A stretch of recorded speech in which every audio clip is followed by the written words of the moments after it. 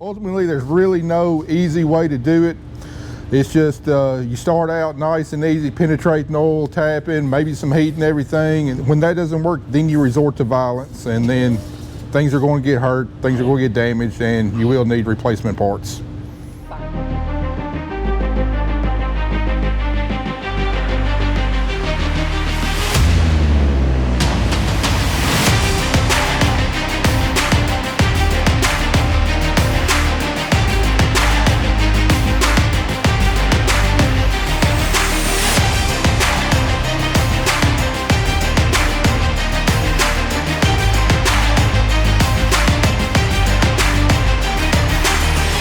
All right, back on it this morning. Andy's going around getting all of our hubs tightened up, getting the outside lip on the seal, and then also getting these shafts put back through. Then he'll go through and put the arms with the new handles that Kelly already got installed. I mean, look how much beefier. Let me find an old one. All right, these are the new T handles from Needham Ag, and look at these tabs. Look how beefy they are, and then look at the original John Deere. Man, the original John Deere is worn down some. That's what was giving us a lot of the slop, but they're already, the Needham ones are significantly beefier than the John Deere ones. And then looking at the old slotted bracket as opposed to the new one from Needham Ag. So that metal's not all that thick, whereas the Needham Ags is significantly thicker. So this ought to be a permanent long-term fix for this drill. And then I'm going around getting the new bushings pressed in the main opener arms, and then I mean, there's just a hint of slack in that now, good and tight. And what happens is, as these pins and bushings wear, you know, and as this thing runs, we've got one angle disc on here constantly wanting to pull that unit straight to where the disc is, you know, going straight and not going at an angle. And as you get more wear on your pins and everything, your seat slot gets narrower and narrower and narrower as that disc starts running more straight, whereas it needs to be running at an angle to be able to get, you know, your proper seed trench. So this is probably one of the more commonly ignored items on these drills, but you know, once if it's got a lot of wear and you go to rebuild it, you should see a very significant improvement in performance of your drill. And before we you know, put these together, get these holes cleaned out real good to where your pins slide in nice and easy. Now to put these bushings in, we've had our bushings in the freezer overnight just to shrink them just a little bit. Got this great tool from Needham Ag. Get them started with a hammer, then use our air hammer to run them the rest of the way in.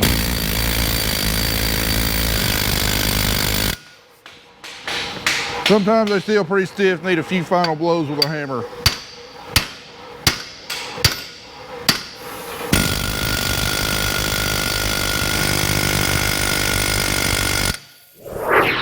All right, we pretty much got this gang finished up with as much as we can get done. The only thing we haven't done is replace the bushings for the press wheel and the closing wheel, because we're still waiting on them, but everything else is put back together nice and tight. Look, we got no slack in our depth control. All of that's fitting together real nicely. All of our row unit bushings, no slack there, real nice and tight. And then right now I'm going through replacing all the bearings in the gauge wheels, and just got done replacing all the bearings in the closing wheels. And we're going to leave all of that off until we get these bushings replaced, because we got to put discs on and stuff, and we can't access the bushings. So we're going to leave it stripped down, move this one out of the shop, and as soon as we get back from lunch, we're going to get started on the next one, stripping it down and doing the exact same thing. Well, that's crazy. We got snow fog this morning. Never seen that before. We also finally got some rain coming down, so hopefully get all this nastiness melted, and where I don't have to worry about slipping and busting my butt, which unfortunately I've already done several times this week. Luckily my tailbone is still intact.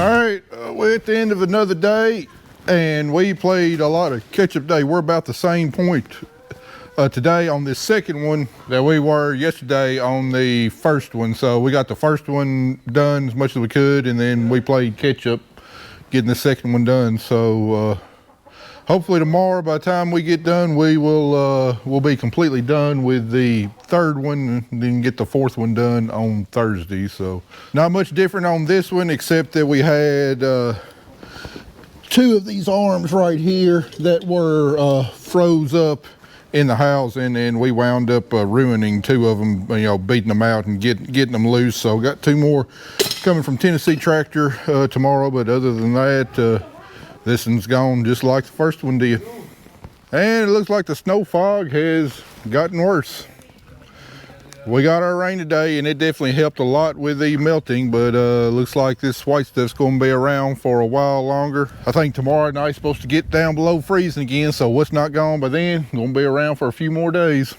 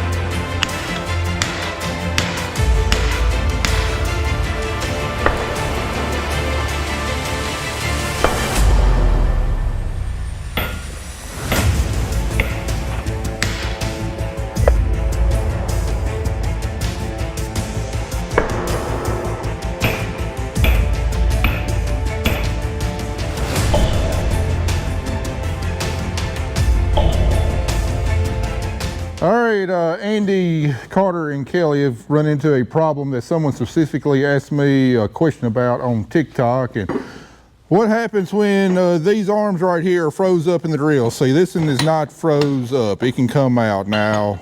Apparently these three are froze up, although I don't know how, because we were able to change the depth on them last year, which means that they weren't froze up. So I guess in all my pressure washing, they froze up over the winter. So hopefully they're not too terribly froze up. But problem is I mean, you really can't beat on this end right here, because there's a grease fitting that goes right there on the end. So if you beat on that, that's going to collapse the grease fitting hole, and it's going to require some fabrication to get a new grease fitting in there. The best thing to do is spray the heck out of it with penetrating oil right here, let it sit, and then try and knock this thing back and forth. Get it at least pivoting, breaking it free, and then you can start hitting on it from this end. You might have to use some heat. I had to use some heat yesterday right there, just trying to get that to expand. And that's the way to do it if you want to try to save it. Ultimately, you might not be able to save it. You might just tear the thing up trying to get it out, because your only other option, if those things don't work,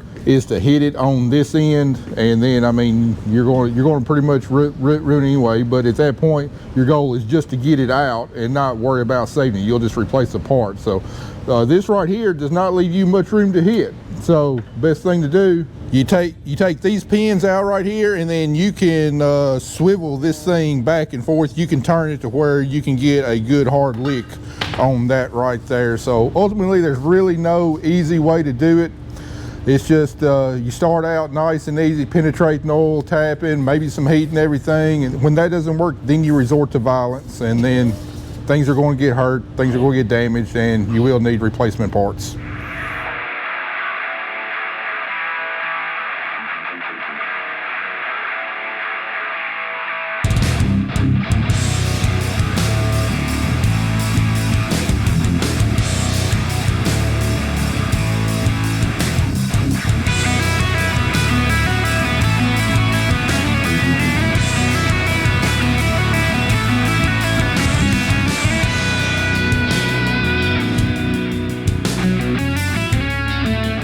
we done with another day, day 3 on this rebuild, and we got about the same spot we did yesterday on our third gang. So we're getting close to 75% done. So not gonna get done with it tomorrow like what I hoped. Hopefully tomorrow afternoon the rest of our bushings get here, because you can tell we got a mess where we haven't been able to completely reassemble the gangs when we got done with them before moving the next one in here, because no sense putting all these armors back on, just have to take them right back off to put the bushings on. And then we can't put like the seat boots on and the discs on the hubs, because they would be blocking us taking out the press wheel arms and everything. So we're kind of getting a little crowded down here. Anyway, tomorrow it's just going to be me and Andy. JCS has finally determined that the roads are cleared up enough for their students to go back to school. So Carter will be heading back to school after being out for 8 days. So all I got to say, if we're going to have, if he's going to be out for a snow break, it happened at a great time, because he has been a tremendous help here on this drill. Because all the hammering, even with the air hammer, all the manual hammering we got to do. I mean, my arm is dead, and having a young fresh arm down here, and he's really done a good job taking this stuff apart and getting things put back together the right way. His mechanical skills have really come a long way in the last year, and I know he's picked up a ton of knowledge. So anyway, we'll be back on it again tomorrow.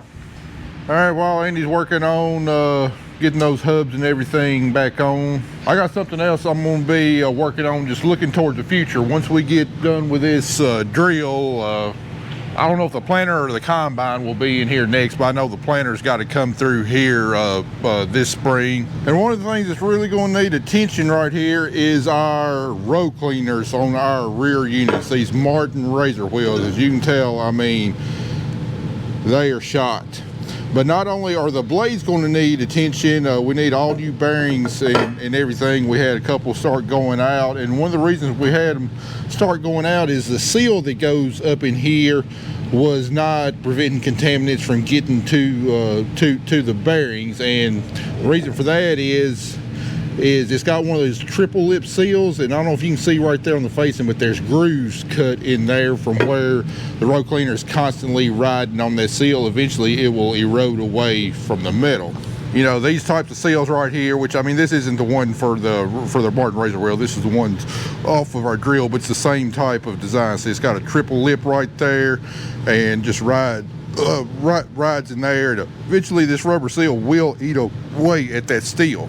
Now, I know I've given John Deere a lot of crap over the last couple of years with prices and designs and whatever, but one design that they do have on their equipment is excellent, which this drill that we're working on has got it on there. But every place that this drill has got one of those types of seals, they have this wear ring right there that presses in right there, and you know, this wear ring is replaceable. So when you replace the seal, you also replace the wear ring, but that seal does not do any type of damage to your actual hub, which is very expensive.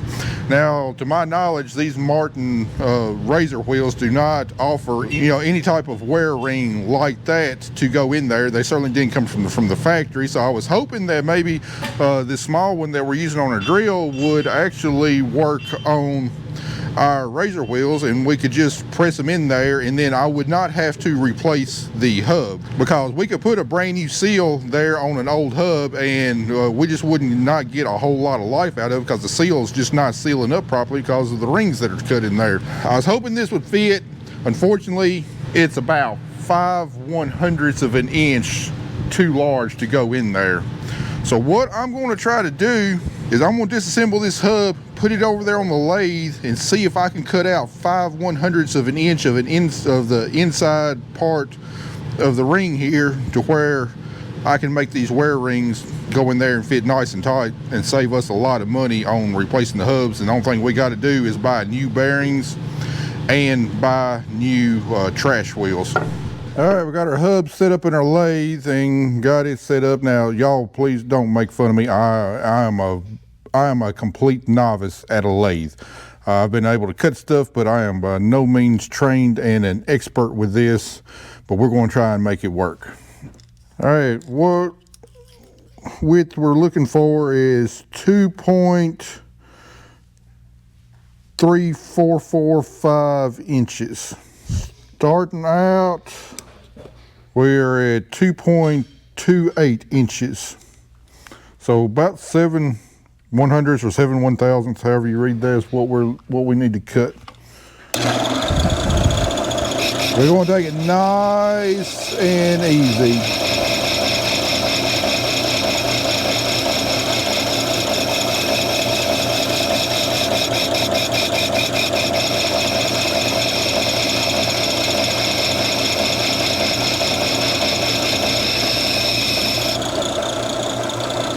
All right, don't want to get overzealous.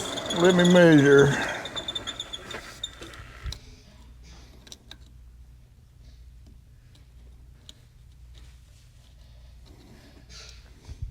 All right, we're at almost 2.32 inches, so we're about almost halfway there.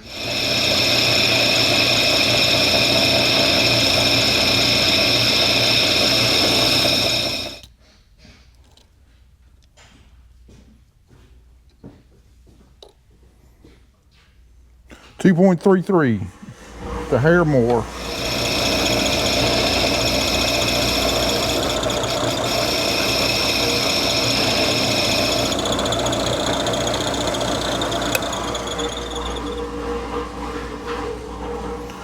All right, we're right at 2.34. Just a hair smaller than what this is. I think it might be worth trying to press it in there because we want a good snug fit. Yeah, I think that will go perfect.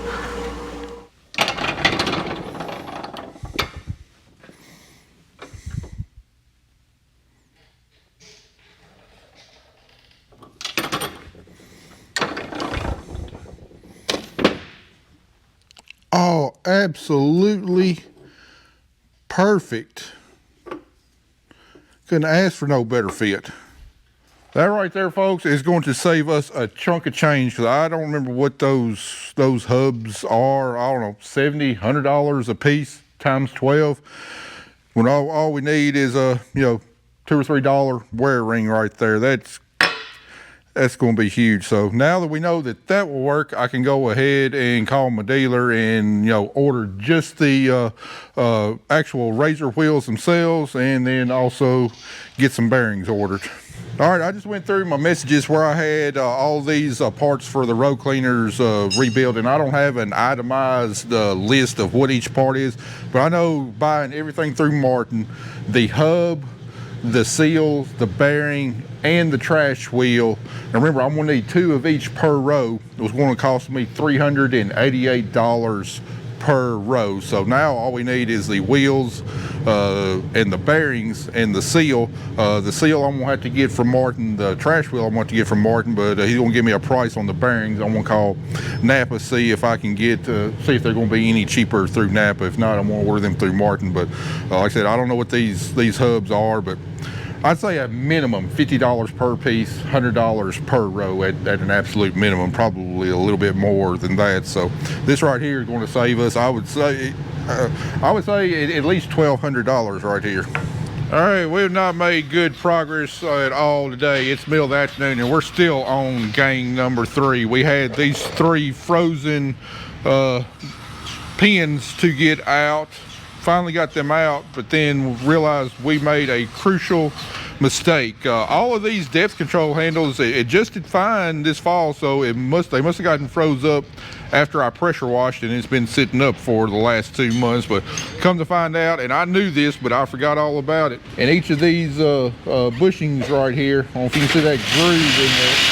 I don't know if you can see that groove in the end, but there's supposed to be an O-ring that goes in there that seals up moisture and other stuff from getting in there in the pin. And apparently, I mean, these O-rings had gotten worn and allowed some moisture to get in. But on the other 2 gangs that we'd already reassembled, put the gauge wheel arms on there and everything, we didn't check the O-rings and we did not replace the O-rings. So if you're doing this, make sure you replace that O-ring in there. So now I've just about got a ride on my hands with Andy and Carter, realizing that this stuff has got to come back out to replace those O-rings. But fortunately, it wasn't fully assembled. We just got to pull the depth control arm out of there, pop a new O-ring in, and we'll be good to go. But we all hate doing things twice, and unfortunately we went through this twice, but it's necessary. Otherwise we're going to be fighting these arms getting frozen up every year for the foreseeable future. All right, we calling it quits for today, this week, and also next week. We didn't get near as far along as I wanted to today. Encountered those few problems,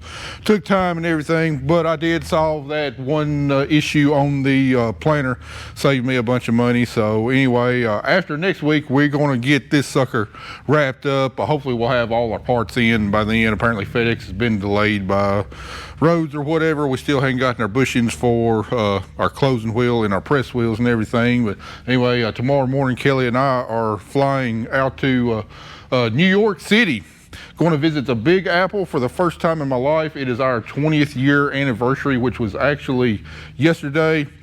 20 years of wedded bliss. So 20 years is a pretty big milestone, and we decided to celebrate it in style. Kelly got a heck of a deal on a hotel room up there. So I'm really excited about visiting New York City for the first time in my life. And then we're going to spend a few days up there, and then we're flying out of Nashville, flying back to Nashville, and then from there we're going to drive directly up to Louisville for the Farm Machinery Show next week. So hope, I know this video is going to come out long after the show, so anyway, I hope to get to meet a bunch of y'all that are watching our videos. We're going to be out and about. We got duties to do with Acres TV up there, and hope we get to shake a lot of y'all's hands. So anyway guys, we'll try to get this wrapped up in about 9 more days.